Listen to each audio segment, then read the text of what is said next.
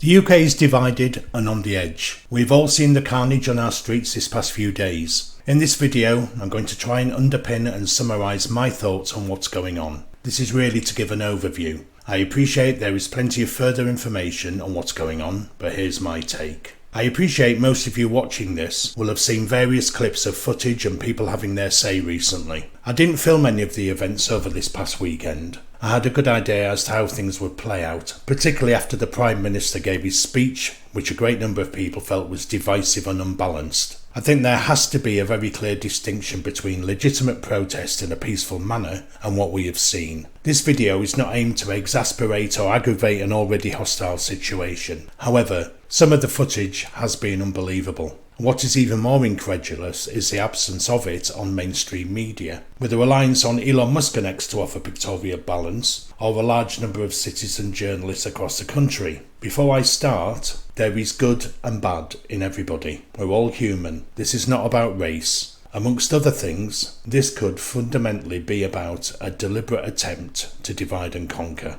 To start, a tiny bit of background, but not too much as most will know this. Let's go back to June the 1st. Tommy Robinson, along with others, organised the gathering and was well attended, generally without incident, and arguably thus appealing to the watching silent majority of UK citizens who have simply had enough. The overarching theme of the occasion was what Tommy Robinson states as a two-tier policing system in the UK, underpinned by the screening of his film Lawfare. We then had a general election where a large proportion of voters, 14%, chose to vote Reform UK. However, the election system is such in the UK their representation in Parliament is minimal, with only 5 seats. We know this. Already you can sense how frustration could be developing. The next incident of note was a riot in Hare Hills in Leeds on the evening of July the 18th. What was remarkable about this was that the people involved, largely from the local Roma community, were left to their own devices by the police and emergency services. West Yorkshire Police said they have identified 40 suspects, but as far as I can see, only 27 have been arrested. Of that, 4 have been charged, the latest being Selin Valentin Palagia, of no fixed abode, and the rest have been bailed. It will be very interesting to see what sentence is given to those arrested for arson, because it is one of the very few offences that can carry a life sentence in this country. I visited Hare Hills the following day, and you can clearly see the softly approach by the police firsthand. There was definitely an air of intimidation, but certainly not by the police. Who's footing the bill for the burned out bus? Will it be covered by insurance? We know who'll be paying for the overturned police car,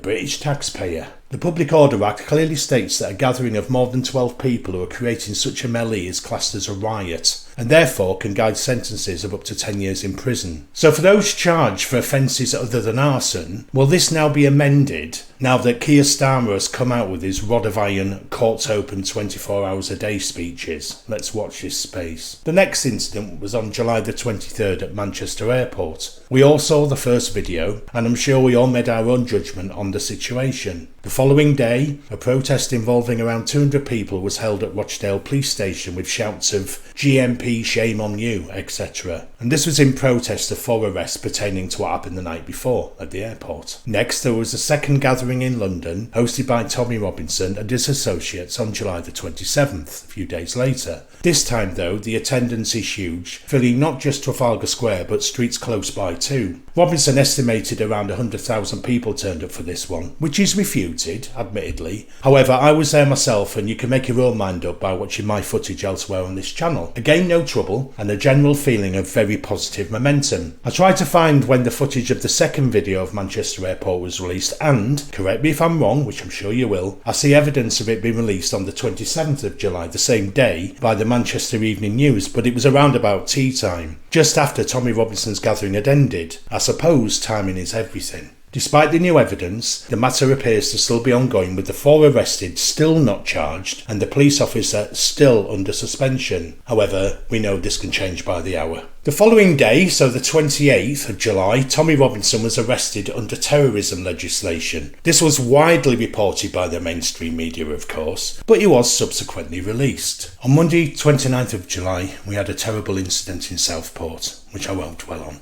We know what happened and who committed the heinous crimes. Media speculation, particularly by an outfit called Channel 3, then supposedly leaked a false suspect's name online to stir up tension and misinform the population. We don't know much about this source. Is it American or is it linked to Russia, etc.? Who knows? I hope though that they will be held accountable for this. Now the police, in my opinion, understood the anger and clamour for the public wanting to know who was responsible. Yes, they stated he is a minor and where he lived. However, when there is such an abhorrent crime committed and the matter is of significant public interest, they can, and eventually did, disclose his name. But it was already too late to prevent what happened afterwards in Southport, with extensive damage to the local mosque and surrounding area. And this is where things began to change significantly.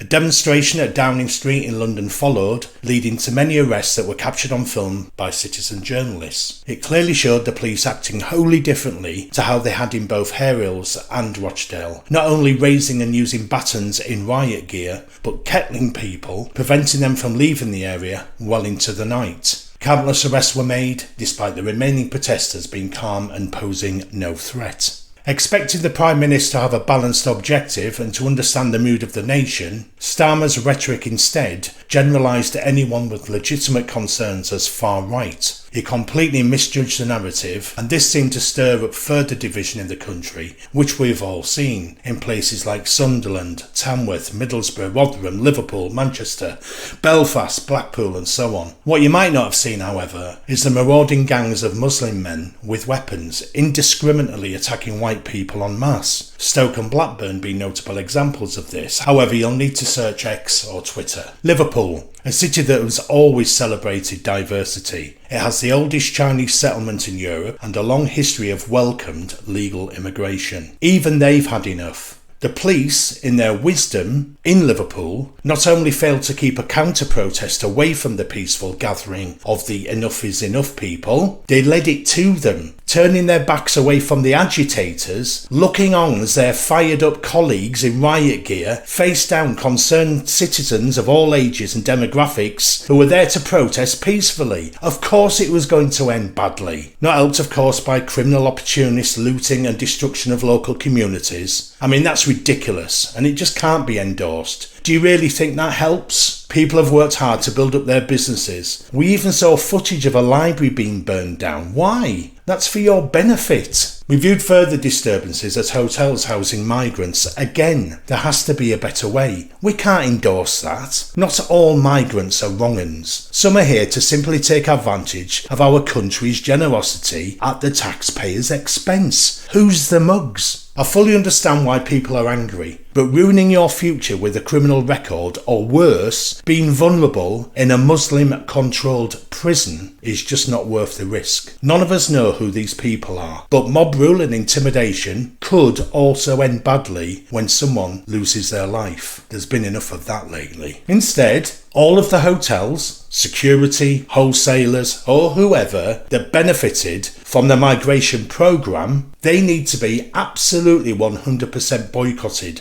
Not just the hotels specifically, but the companies that own them. Hit them in the pockets. They're deep enough, they're made up to £7 million per day through migration. So, as it stands, we start another week. Starmer has promised a standing army of riot police to deal with any protests. The Daily Mail have revealed where Tommy Robinson is on holiday. Why? The Daily Mail, a paper that continually refers to Robinson as far right, putting him and his children in grave danger. The Daily Mail, owned by Lord Rothermere after he inherited the family business, founded by his great-grandfather Harold Sidney Harmsworth in 1919, somebody who was allegedly famous for supporting Adolf Hitler and the Nazi Party rise to power. So, in summary, has all the positive work to gain Tommy Robinson acceptance by the silent majority been in vain? The media have tried their best to tarnish the movement, linking him to the defunct EDL disbanded years ago, showing selective reporting to encourage a notion that the people have now resorted back to type, and so the move towards globalisation set up by Blair, which he admits was wrong, goes on and on. Is Britain about to lose its identity for good?